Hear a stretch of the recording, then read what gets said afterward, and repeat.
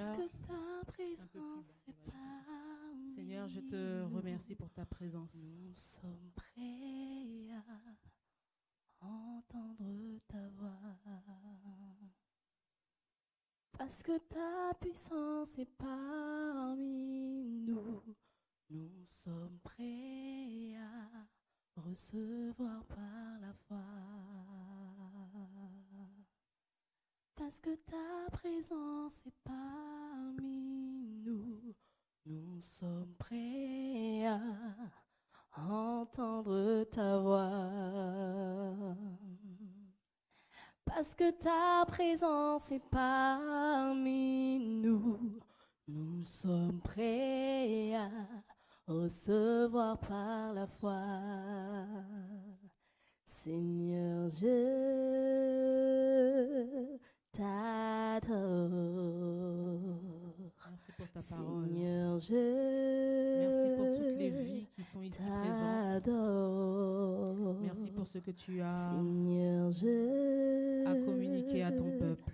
t'adore. Je proclame que tu es Dieu. Tu es puissant. Tu es puissant en dans ces ce lieu. Seigneur, je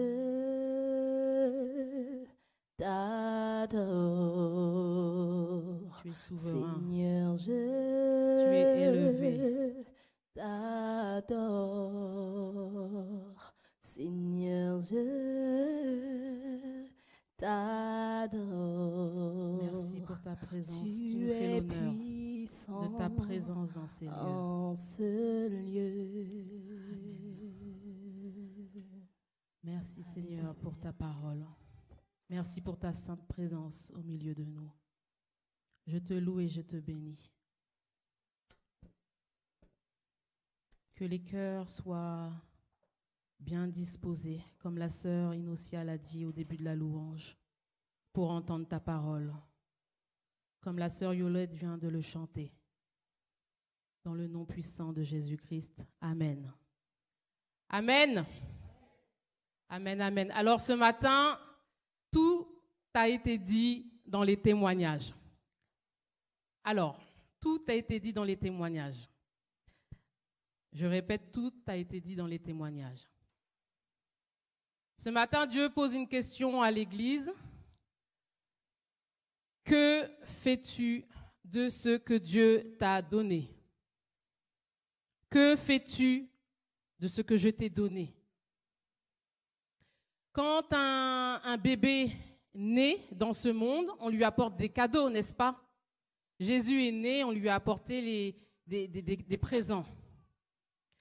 Et dans le monde, Dieu donne des talents, mais il donne des talents aux chrétiens comme aux non-chrétiens. C'est un cadeau, c'est inné. Les gens ne sont pas chrétiens, mais ils sont doués dans un domaine, c'est un talent. C'est pour ça qu'on dit, oh, toi, tu as le don de... Mais c'est un talent, c'est inné, comme chrétien, comme non-chrétien. C'est pour ça que vous voyez des chanteurs dans le monde qui chantent hyper bien. C'est un talent qu'ils ont. C'est un talent. Ils sont nés avec ça. Donc il y a des talents qui sont donnés à tout le monde parce que la Bible dit que Dieu fait pleuvoir sur les bons et les méchants, chrétiens et non chrétiens. Mais il y a aussi les dons dont parle la Bible. Et les dons, à la différence des talents, ils sont réservés qu'aux chrétiens. Ce sont des dons spirituels pour l'édification de l'Église. Tu as accepté Jésus-Christ, tu t'es fait baptiser. De la même manière, quand un enfant naît, on lui donne un cadeau, et bien le Saint-Esprit, il te donne un don, c'est un cadeau, il te donne quelque chose. Le Saint-Esprit t'a donné un cadeau. Et il donne à qui il veut. Michael, tu t'es fait baptiser, il t'a donné un don. Il t'a donné un don. Oscar, tu t'es fait... Kaina, vous êtes fait baptiser. Philippe, tu t'es fait baptiser il y a 3 ans, il n'y a pas si longtemps que ça. Le Saint-Esprit t'a donné un ou plusieurs dons. Amen. Alors on va aller... Et le Saint-Esprit le donne à qui il veut. Autant de dons qu'il veut et à qui il veut. C'est pour ça qu'il ne faut pas être jaloux des dons qu'une sœur, un frère a reçus. tu auras affaire au Saint-Esprit. On va prendre... Alors, je vais vous dire, pour ceux qui ne le connaissent pas, il y en a 9. On va prendre 1 Corinthiens 8.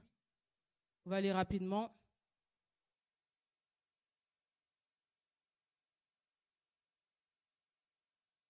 Oscar, il y a 9 dons. D'accord? Michael, il y a 9 dons. 1 Corinthiens 8, 12, excuse-moi, 1 Corinthiens 12, verset 8.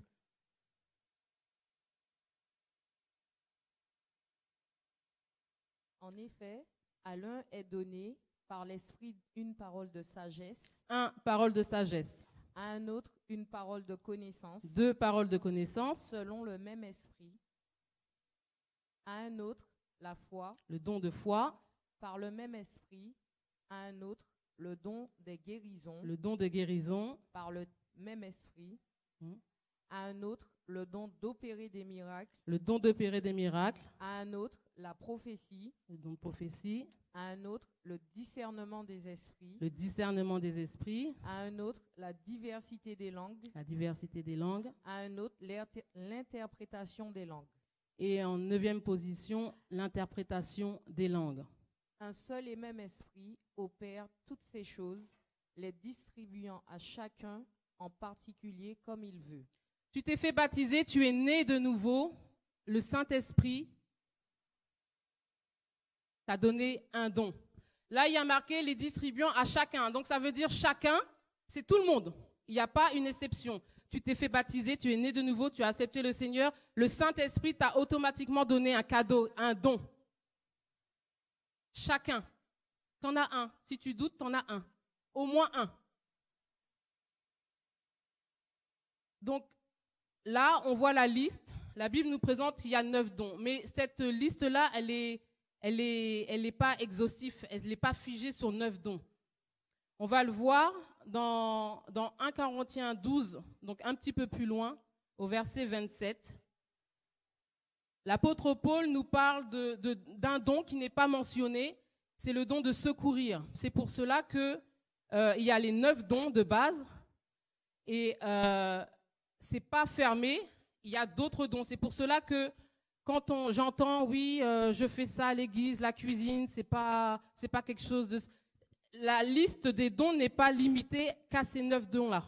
L'apôtre Paul, si tu peux le prendre, 1 Corinthiens 12, verset 27, nous parle d'un don, c'est le don de secourir. Tu as des gens qui ont ce don-là de secourir autrui. C'est un don. Et c'est pour le corps de Christ. Vous êtes le corps de Christ et vous êtes ses membres, chacun pour sa part.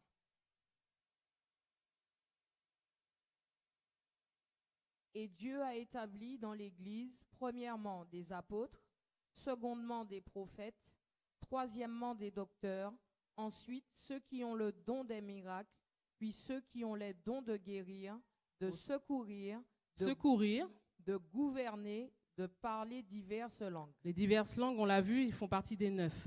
Mais là, on voit, il y a d'autres dons qui se sont rajoutés, c'est secourir, gouverner. Dans Romains 12, on nous parle d'un don, c'est présider. Le don de présider. Le Saint-Esprit donne à quelqu'un un don de présider. Le don de libéralité, d'enseigner, exhorter. Dans Exode, quand Moïse devait construire le tabernacle, la Bible nous dit que l'Éternel a dit « J'ai mis mon esprit dans la vie de certaines personnes, pour qu'ils fassent des choses avec habileté. » C'est pour cela qu'on voit dans cette époque-là qu'il y a des architectes qui sont oints. Dieu a oint pour faire de l'architecture, la maçonnerie, la décoration d'intérieur. Il y a le Saint-Esprit oint quelqu'un pour simplement, elle a des idées, elle veut décorer. Ça, c'est le Saint-Esprit, c'est dans le corps de Christ. La peinture. C'est pour ça que les 9 dons ne sont pas limités à ce qu'on a lu précédemment. Amen. Amen. Je vais prendre rapidement là le passage qu'on a dit. Une fois que la personne est née, elle reçoit un don. Ce don-là, qu'est-ce que tu en fais? Quand la personne a grandi, la parole de Dieu nous dit que Dieu là, établit des personnes à qui il a donné des noms. Là, c'est autre chose, c'est un autre niveau, c'est un ministère. Il établit premièrement des apôtres. Il établit des prophètes. Il y en a 5. Il y a 5 ministères. Il établit des apôtres, il établit des prophètes, il établit des évangélistes, il établit des pasteurs, il établit des docteurs. Ézéchiel, je ne sais pas si je te l'ai donné, Ézéchiel, j'ouvre juste une parenthèse. Ézéchiel 34, 15. Je ne l'ai pas donné.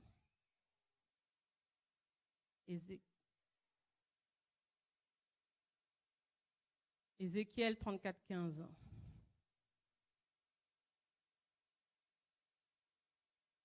Ça, ce sont des personnes que Dieu établit dans l'Église et pour l'Église. C'est-à-dire que quand il prend un apôtre, il prend un prophète, il prend un pasteur, il le donne à l'Église.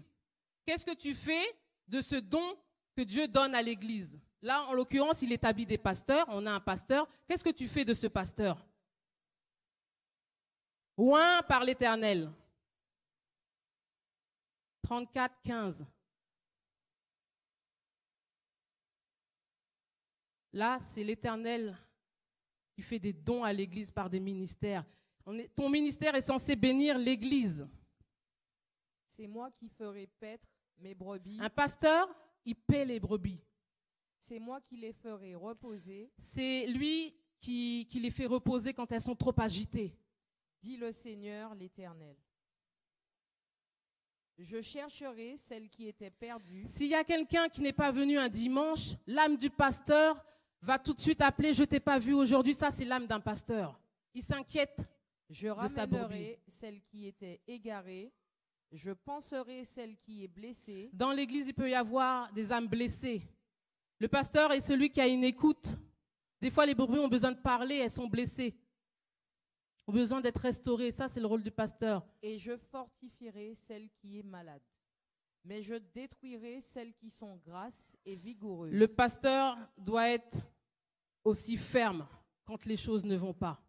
Et ça, je ferme la parenthèse, c'est Dieu établi dans l'Église un ministère et il le donne à l'Église. C'est pour l'édification de l'Église. Attention à ce que Dieu nous donne.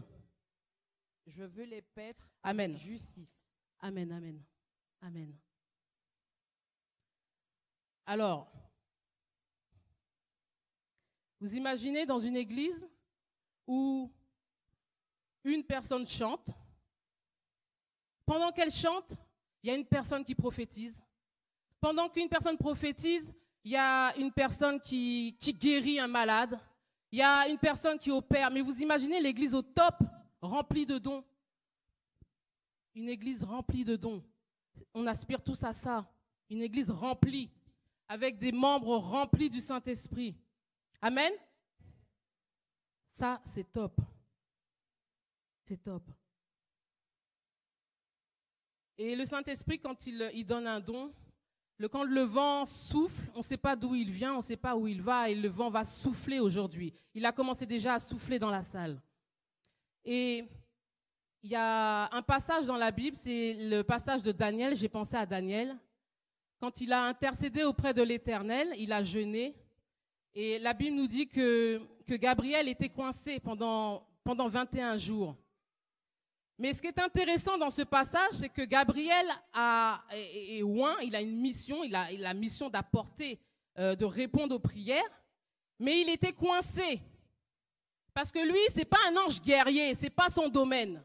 Lui, son domaine, c'est d'apporter. Donc, il va dans son chemin, il se retrouve coincé. J'aime l'attitude de Michaël. Michaël voit ça. Lui, c'est le chef de l'armée des anges. Il voit ça, qu'est-ce qu'il fait? Il va à son secours. Il combat, c'est son domaine. C'est pour ça, Dieu t'a donné quelque chose. C'est pour l'utilité de l'Église. Peut-être comme, je ne sais pas qui a dit ça dans le témoignage, je crois que c'est le pasteur, il y a quelqu'un qui peut faire ça, mais moi, je ne peux pas le faire. C'est un corps. Et Michaël a fait ce qu'il sait faire de mieux. Il a combattu, il a délivré, et il s'en est allé. Et j'aime l'attitude de Gabriel qui dit, si on peut le prendre, 10-12, Daniel 10-12. Il va dire, j'aime l'humilité. Il va dire humblement. Il me dit, Daniel, ne crains rien, car dès le premier jour où tu as eu à cœur de comprendre et de t'humilier devant ton Dieu, tes paroles ont été entendues et c'est à cause de tes paroles que je viens. Le chef du royaume de Regardez Perse, l'attitude de Daniel. Il y a des gens qui sont secourus, qui sont aidés, mais qui prennent toute la gloire pour eux. Ils n'ont même pas l'humilité de dire un tel m'a aidé. C'était pas un tel m'a aidé. Regardez l'attitude de Daniel, de l'ange de Gabriel. le chef du royaume de Perse m'a résisté 21 jours. Me voici, Mais voici, Michael, l'un des principaux chefs, est venu à mon secours et je suis demeuré là auprès des rois de Perse. quelle humilité. Quelle humilité. Il aurait pu dire, voilà, je viens t'appeler. Mais humble, il aurait pu venir et dire, oh, c'est moi qui ai aidé Gabriel. Non, il a fait sa part et il est parti. L'humilité. Qu'on est dans l'église des gens qui reçoivent des dons et qui restent humbles. Qui restent humbles. Et que l'un aide l'autre. Là où l'un est limité, l'autre a une capacité et peut aider. On n'est pas en concurrence. Alors, comme on a parlé des talents et des dons, des fois Dieu peut prendre un talent qu'il t'a donné dans le monde et l'utiliser dans son église. Pour cela, il prend ton talent.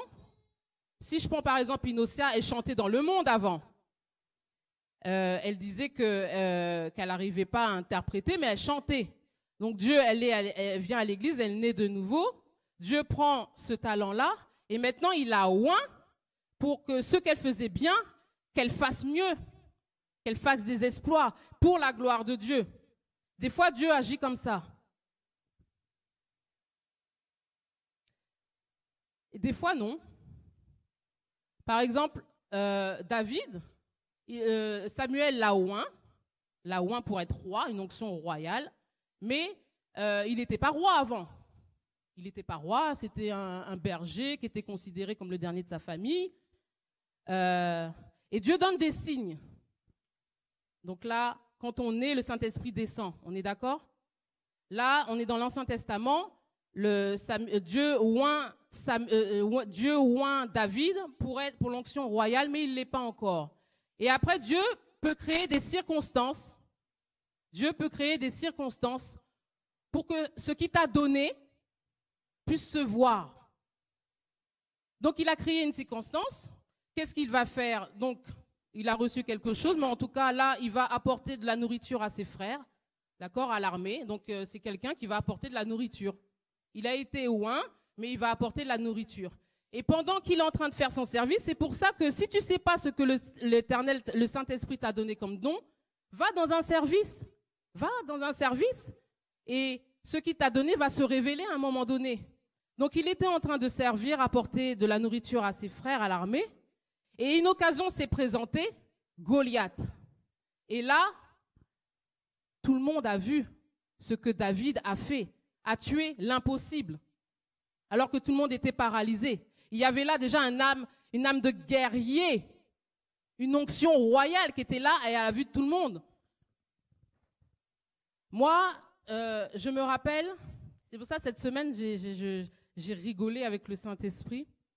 Parce que Dieu rit, hein. Dans sa parole, il y a marqué que Dieu rit. Hein. Et c'est marrant parce qu'à la veillée, on se remémorait aussi des choses et puis on rigolait des anecdotes. Et le Saint-Esprit m'a rappelé cette semaine, on était encore une cellule de prière et donc Dieu crée des circonstances ou sinon il fait des tests.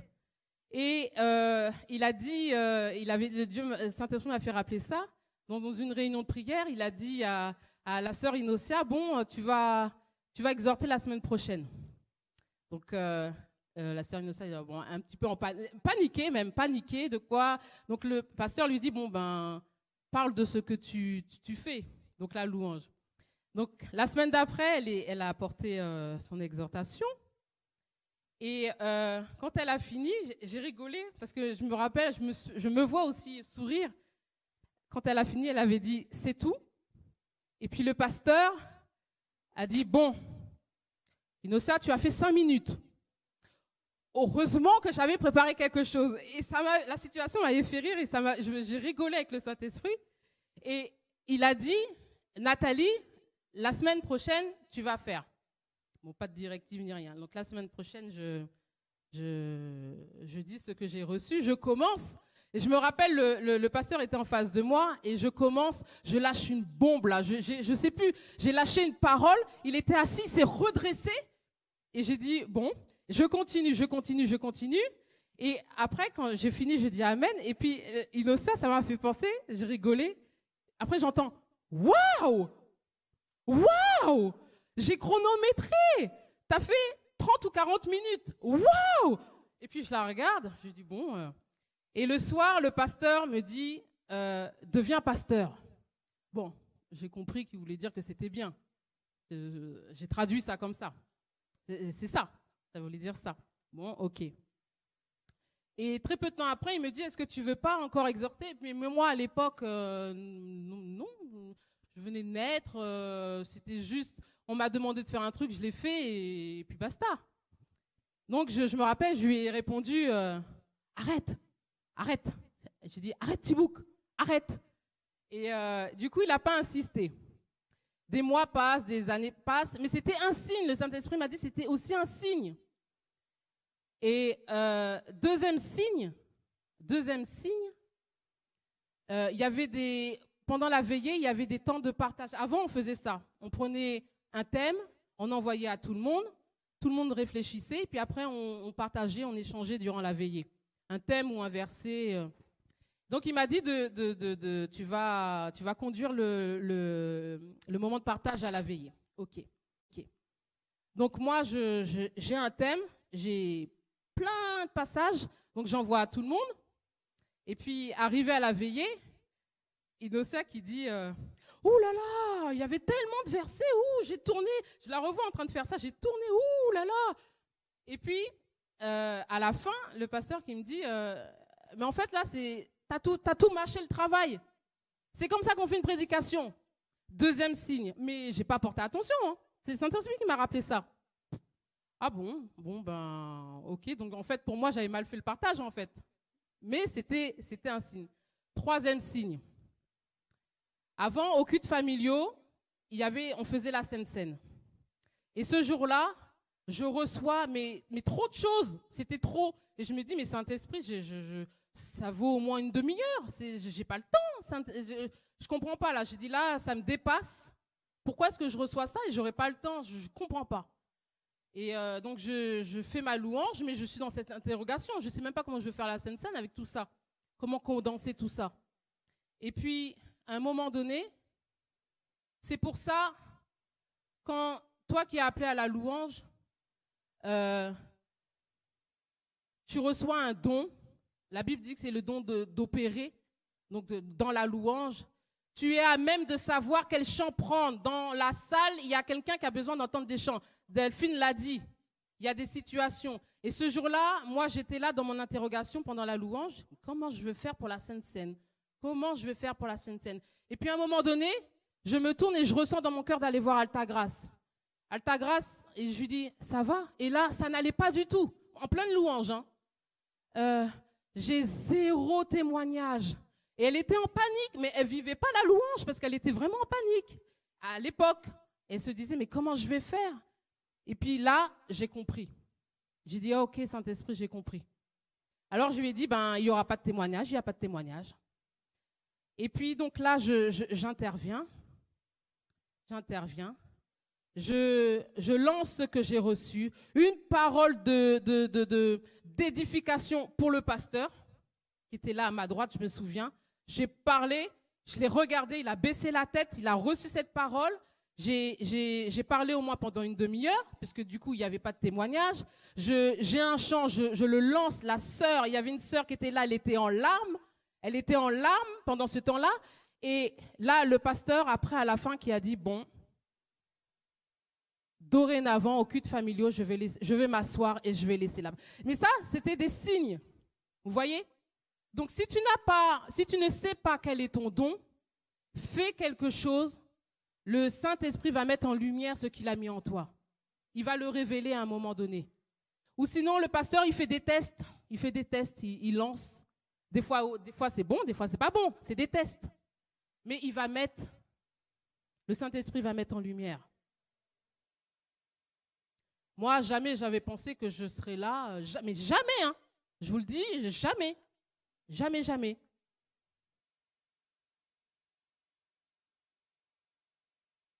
Alors, que fais-tu du don que Dieu t'a donné?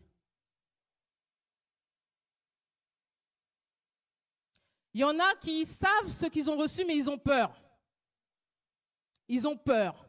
Comme Timothée, Paul va dire, on va le prendre parce que je ne veux pas dire n'importe quoi. 2 Timothée 1,7. Il était pétrifié, il a reçu un don par imposition des mains et il ne faisait rien.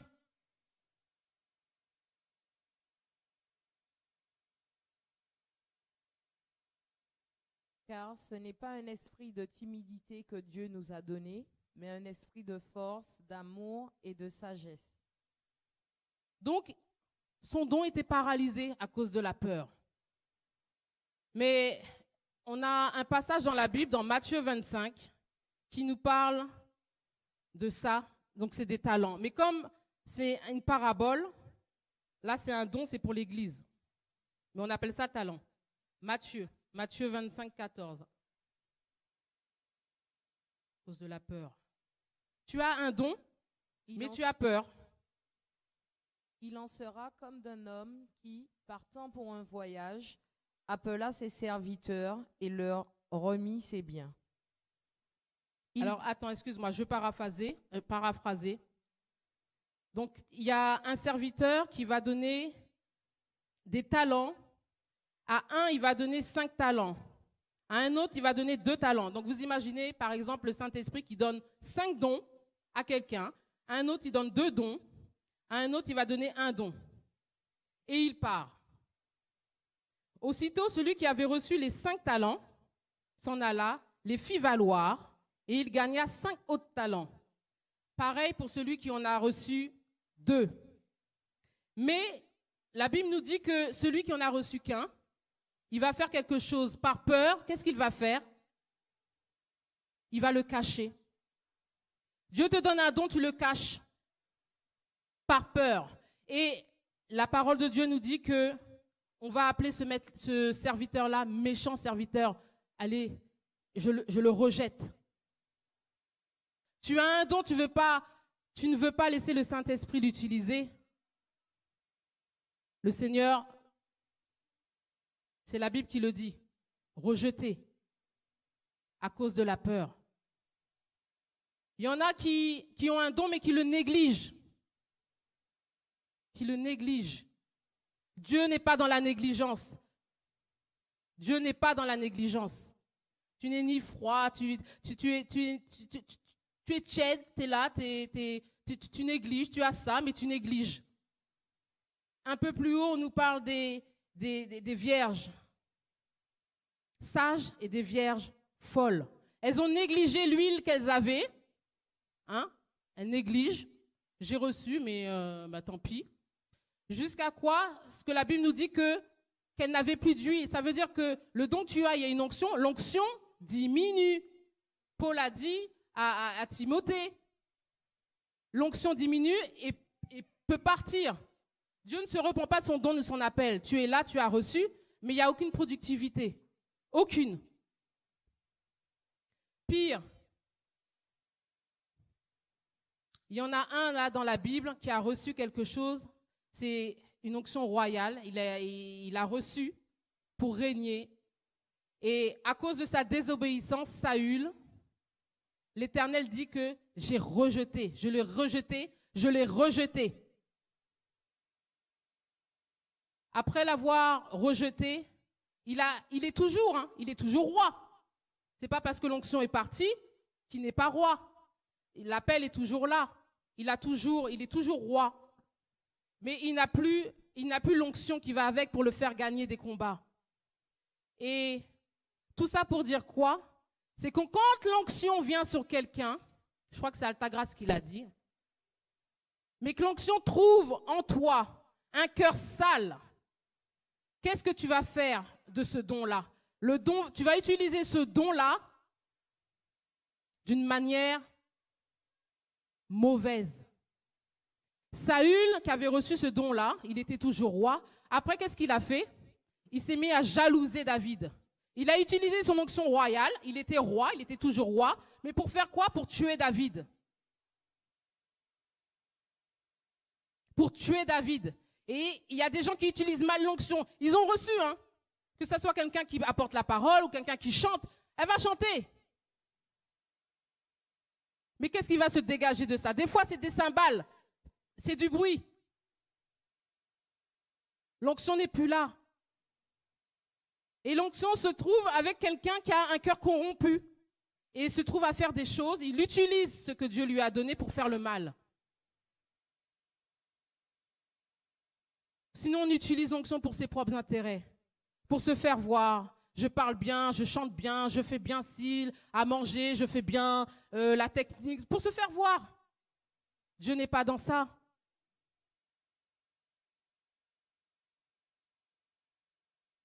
Et vous savez qu'il y a des anges. La Bible nous dit qu'il y a des livres. Il y a des livres ouverts, des livres des œuvres. Dieu te donne une onction, là. Il y a un ange qui est là. Par exemple, il t'a donné une onction. Et puis tu es là, tu critiques. Tu critiques quelqu'un. Là, l'ange, il est là, il fait « Ok, très bien. Tel jour, elle a critiqué telle personne, telle heure. » Il y a un livre, hein, le livre des œuvres. Tu as une onction. Hein. Fais attention parce que Dieu dit que il chérit le Saint-Esprit qu'il a mis en toi. L'onction qu'il t'a donnée là. Hein, il le chérit. Qu'est-ce que tu en fais? Tu es là, tu critiques, tu appelles une sœur, tu vas critiquer. Dieu t'a donné une onction. Tu vas critiquer quelqu'un qui a déjà elle-même une onction, lui-même une onction. C'est écrit.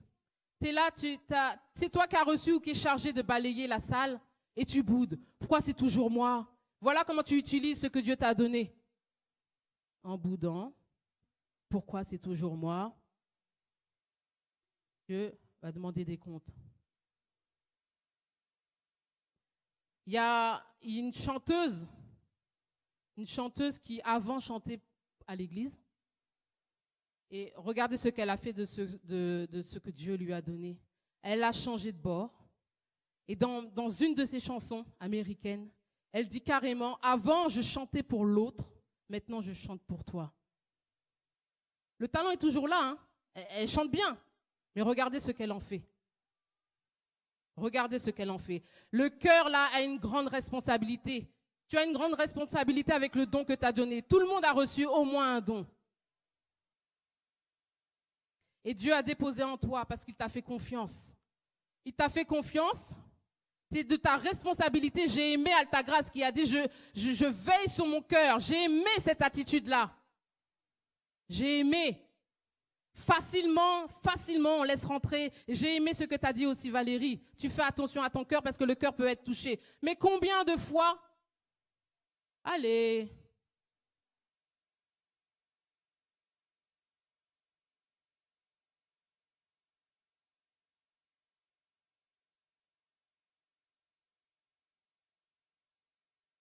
La Bible dit que les mouches mortes infectent et font fermenter l'huile du parfumeur. On a chanté que ma vie soit une fleur, un parfum de bonne odeur. Les mouches mortes infectent et font fermenter l'huile du parfumeur. Un peu de folie l'emporte sur la sagesse et la gloire. C'est-à-dire que le fait d'ouvrir ton cœur à la médisance, à la haine, à la colère, de fermer, eh bien, ça l'emporte sur la sagesse que tu aurais dû manifester et la gloire que tu aurais dû manifester. Moi, j'aime pas quand on me dit « Ah, c'était bien, hein. C'était bien ce que tu as dit. » Ça ne m'intéresse pas du tout. Mais alors, pas du tout.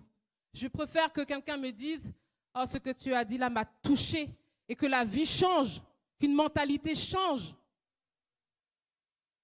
ou qu'on dise « Ah, t'as bien chanté, c'était bien, ça te fait plaisir.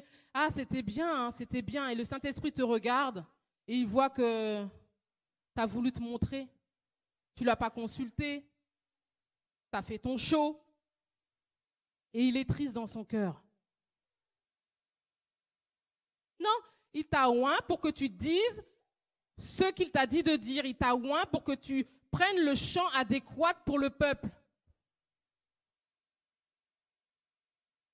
Ça m'a rappelé la sœur Brigitte qui avait ramené des choses dans son travail et puis qui les avait données à l'église. Et je lui avais dit, tiens, je te donne ça, ça vient de mon travail. J'ai dit, je les ai pris à mon... Alors je lui ai dit, on te les a donnés ou tu les as volés? Elle s'était servie. Et cette parole l'a travaillée, et elle est venue témoigner pour dire que plus jamais elle fera ça. Moi, je préfère... Et moi, je me rappelle que j'étais contente parce que ça fortifie. C'est pour ça les témoignages, ça fortifie. Au moins, la personne, elle entend, ah, ce que tu as dit là, ça a porté son fruit. C'est pour ça qu'il faut dire, il y a quelqu'un qui t'a touché, un chant. Et bien, il faut encourager aussi la sœur, lui dire, ah, ce chant-là m'a touché. Ça encourage dans le ministère. Et moi, j'avais dit au Saint-Esprit, j'ai dit, mais pourquoi elle a dit la sœur? Pourquoi elle n'a pas dit que c'est Nathalie? Tu vois, ça m'aurait... Et le Saint-Esprit m'a dit, qu'est-ce qui est le plus important? Par qui je suis passée? Ou ce que j'ai dit à travers toi? Je dis, bon. Oui. Oui, t'es un canal, point, barre. Alors, il y a les dons que le Saint-Esprit te donne, et il y a les fruits. La semaine dernière, on a parlé des fruits dans Galates 5, les fruits de l'esprit. L'amour, la joie, la paix, la patience, la bonté, la bénignité, la fidélité. Est-ce que tu manifestes ces fruits? C'est ces fruits qu'on reconnaît un arbre, n'est-ce pas? C'est à son fruit. Et Paul dira que tu peux avoir tous les dons, mais si tu n'as pas l'amour, tu n'es rien. Alors, expliquez-moi. Les fruits de l'esprit, c'est l'amour. Moi, je ne comprends pas. Il y a quelqu'un qui m'a dit, oui, ma sœur m'aime. J'ai dit, non, mais je ne comprends pas. J'ai dit, comment tu peux dire qu'elle t'aime? Elle va dans le monde adverse, détruire ta vie, et là, tu appelles ça de l'amour? Ça, ce n'est pas de l'amour. Tu dis à quelqu'un que tu l'aimes, à la moindre occasion, tu vas la descendre, tu vas la critiquer. Dieu t'appelle meurtrière ou meurtrier. Quand tu hais quelqu'un dans ton cœur, on t'appelle meurtrier. Tu ne manifestes pas l'amour. Si les fruits déjà du Saint-Esprit ne sont pas manifestés, comment le don pourra opérer? Si en toi, on ne voit que quelqu'un qui faux, je crois que c'est le pasteur qui l'a dit, hypocrite.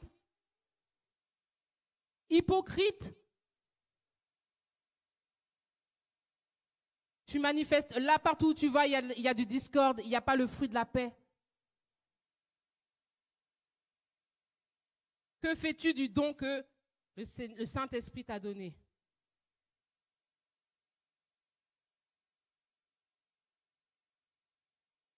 J'ai reçu ça. Le chien est retourné à ce qu'il avait vomi. Fais attention, le chien est retourné à ce qu'il avait vomi. Souviens-toi donc d'où tu es tombé. Repens-toi et pratique tes premières œuvres. Et il y en a qui ne savent pas ce qu'ils ont reçu. Comme je vous l'ai dit, faites quelque chose. Dieu va créer une situation où le pasteur va tester, va essayer. Quelque chose va se révéler. Dans la Bible, dans 1 Roi, chapitre 4, on nous parle d'une femme, on ne connaît pas son nom, qui vivait une situation difficile. Et cette histoire peut te concerner.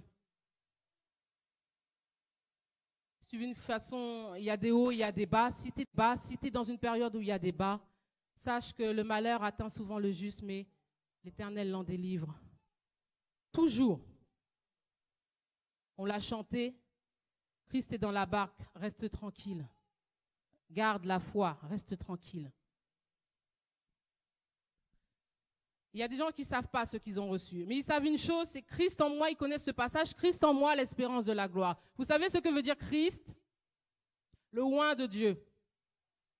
On a été enseigné sur ça. Le oint, Christ en moi, l'espérance de la gloire. Le oint de Dieu. Donc, le oint de Dieu qui a une onction, il est allé vers le Père, mais il t'a laissé son onction. Christ en moi, l'espérance de la gloire. Comme cette femme, je ne sais pas si tu connais Oscar, c'est une femme qui est veuve et son mari l'a laissée avec un tas de dettes. Les créanciers, le diable, va réclamer ses enfants parce qu'elle ne pouvait pas payer. Elle avait un langage défaitiste. Elle était tellement dans le malheur qu'elle ne voyait que son malheur. Mon mari est mort, il m'a laissé avec des dettes. Le prophète était obligé de lui dire, mais que veux-tu que je fasse avec un tel langage? Que veux-tu que je fasse? Et il va lui donner une directive. Et là, elle va lui dire, je n'ai rien du tout. Donc, ma situation est critique. Je n'ai rien du tout. Et je pense que après, elle est rentrée en elle-même. Elle a eu une révélation et elle s'est dit, mais j'ai un tout petit d'huile. Un tout petit d'huile, un petit flacon d'huile. Avec ce peu-là, ce petit-là qu'elle est en train de dire, le prophète va lui dire, va dehors, dans ton entourage, va demander des vases. Il va lui dire, n'en prends pas un petit nombre et reviens dans ta maison. Elle a eu foi, elle a été. Moi, ce que je retiens dans ce passage-là, c'est que une personne qui est mauvaise n'a pas de bonne relation. Si elle était mauvaise, cette personne-là, et qu'un jour elle demande de l'aide, tout le monde va lui fermer la porte. La Bible ne nous dit pas combien de vases elle a ramené. Hein. C'est à la hauteur de ses relations avec les uns et les autres. Peut-être qu'elle a ramené 10 vases, j'en sais rien. La Bible ne nous le dit pas. Mais tout ce que je sais, c'est qu'il lui a dit maintenant verse. Le peu là, il lui restait que ça, vous imaginez? Que ça. Peut-être avec ça, elle aurait vendu, elle aurait acheté des choses. Il lui restait que ça. Elle a accepté de vider le peu qu'elle avait.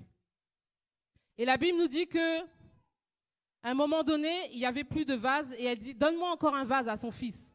Et là, l'enfant lui dit, maman, il n'y a plus de vase. Et qu'est-ce que la Bible nous dit? L'huile s'arrêta. Ça ne vous fait pas penser à quelque chose? Moi, ça m'a fait penser à Abraham. Abraham qui intercédait. Il s'est arrêté à 10.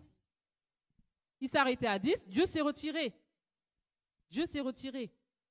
Elle, peut-être qu'elle avait 10 vases, elle avait 10 amis, peut-être 20, peut-être 30. Mais à la hauteur de ces vases, après l'huile s'arrête. Ça veut dire que ça dépend de toi. Ça dépend de la capacité même à recevoir. Si dans ton cœur, même, c'est trop encombré, tu le sais, hein, tu le sais en plus. Hein, tu le sais. Qu'est-ce que Dieu va déverser sur toi? Il n'y a pas de place. Il n'y a pas de place.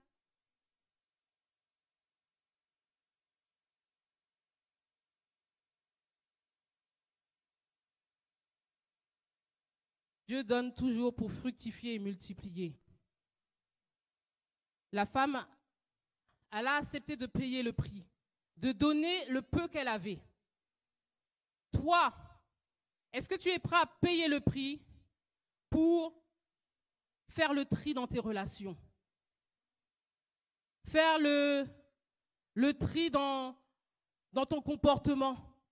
Si tu t'aimes passer trop de temps là avec les amis, est-ce que tu es prêt à payer le prix pour que Dieu déverse en toi? Elle a reçu son miracle comme ça.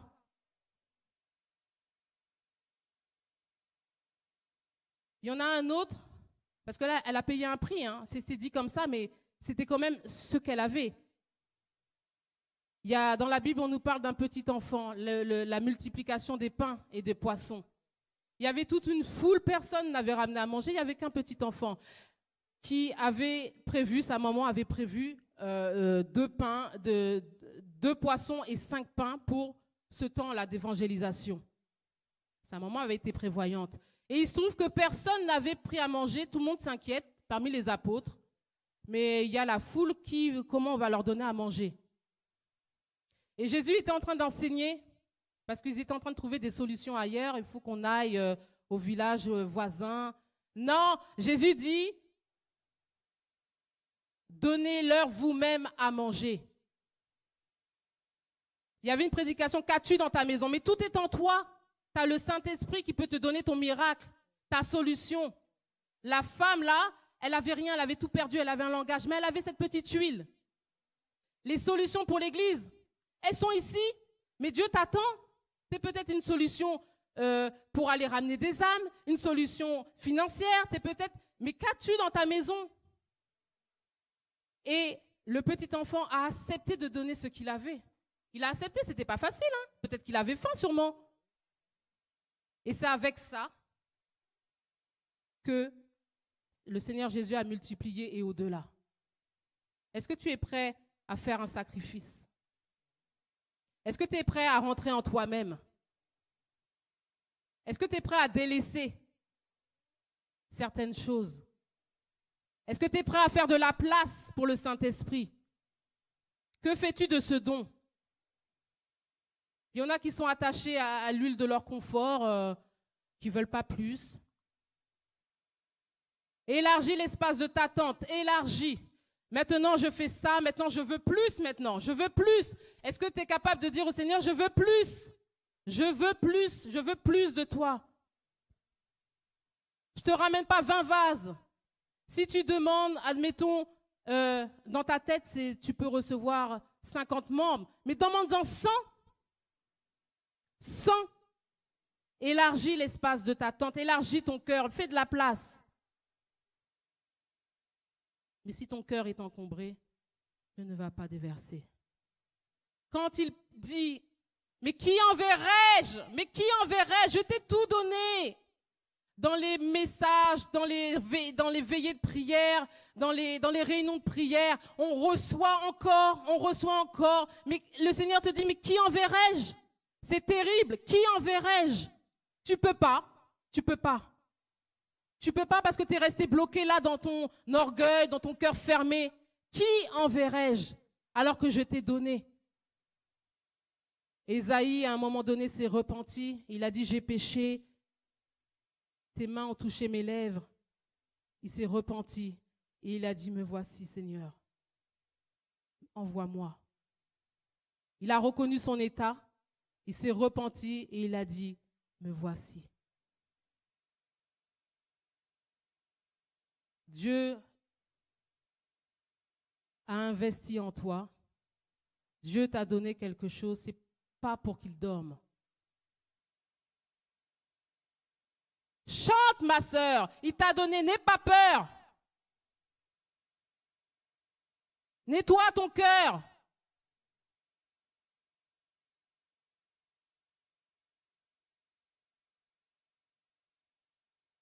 Dieu t'a donné quelque chose de particulier, Valérie, une joie. Une joie. Peut-être qu'il y a quelqu'un qui vient et qui est là, qui est triste. Mais comme tu as une onction particulière que peut-être quelqu'un d'autre n'a pas, ce sourire-là va illuminer ce qu'il y avait dans son cœur. Tu ne sais pas. Manifeste ça. Manifeste-le.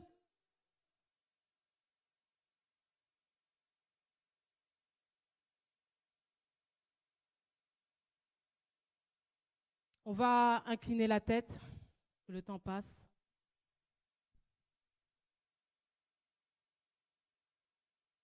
Violette, comme c'est toi qui as dirigé, viens.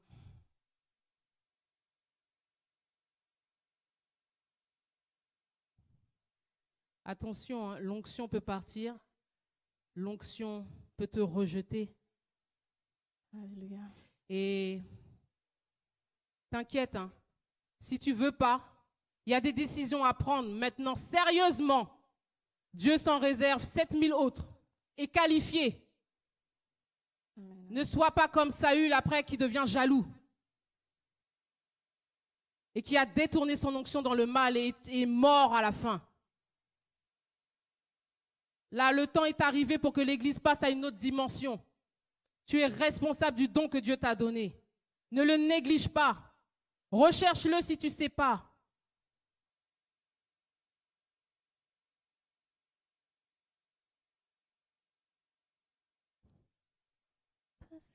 Ta présence est parmi nous. Nous Non, pas ce chant. sommes Pas ce chant. Prends un autre chant.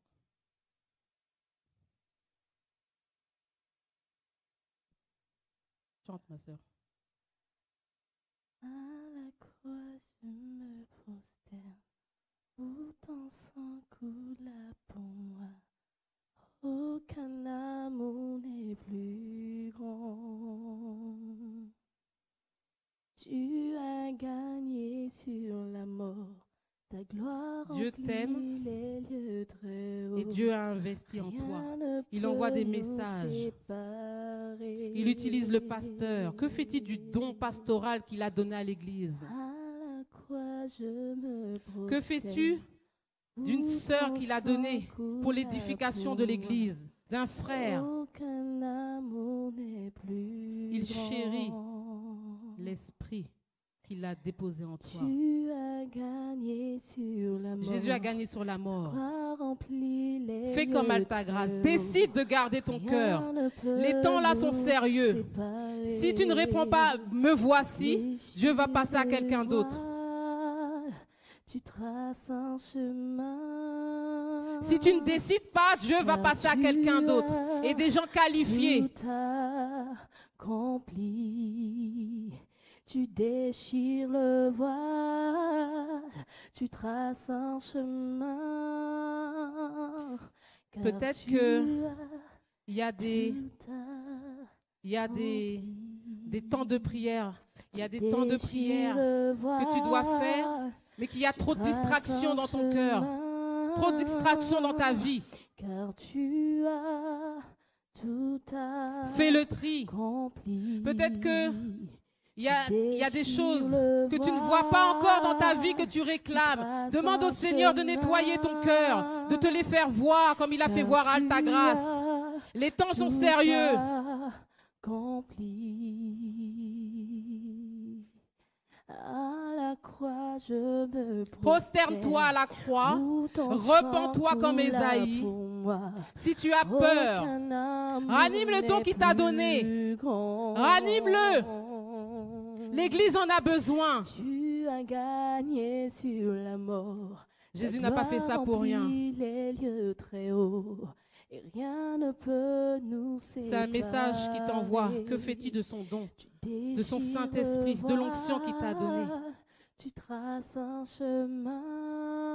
Qu'il y ait écrit sur ton livre, car tu ton livre des œuvres. tout Elle s'est repentie de tout ça et que sa vie a changé. Elle a pris conscience. Elle a pris conscience. Elle a pris conscience que le pasteur était un don pour elle. Car tu as Altagrace, c'est bien. Tu as compris que le pasteur était un don. Comme c'est toi qui détiens les clés d'Artibo.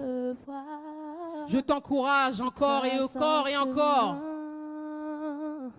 Car tu as tout Alléluia. accompli. Seigneur, voici les cœurs de tout un chacun.